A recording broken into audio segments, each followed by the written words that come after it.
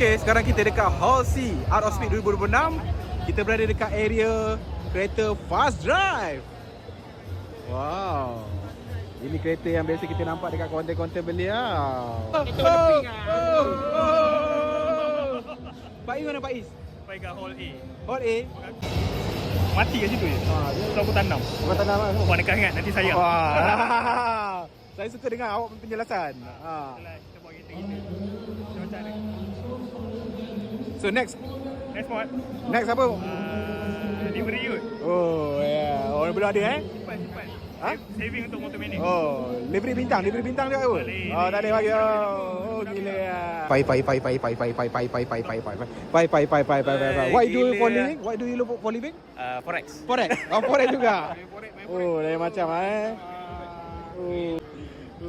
ada buka spek sial. Oh. Kau nampak sikit?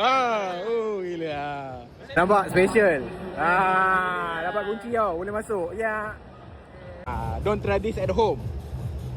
Oh, nampak special access. Aku dah lama tau nak merasa masuk GR ni. Oh, macam mana buka? Oh, Han, masuk Han, kau duduk depan Han. Oh, gelap. Oh. Sedap kan kereta baru. Kereta sport yang ada pintu belakang. Function light. Manual, turbo. Inilah my dan convert. fully carbon. 300 horsepower. Banyak button sih. Out of factory. Oh, Ada banyak. Ni macam nak pakai? Tak tahu banyak sangat button tu. Boleh launch tu. siap ada joystick tu. Ada joystick siap. Macam ni. Aduh, owner datang. Owner dah geram ah. Udah.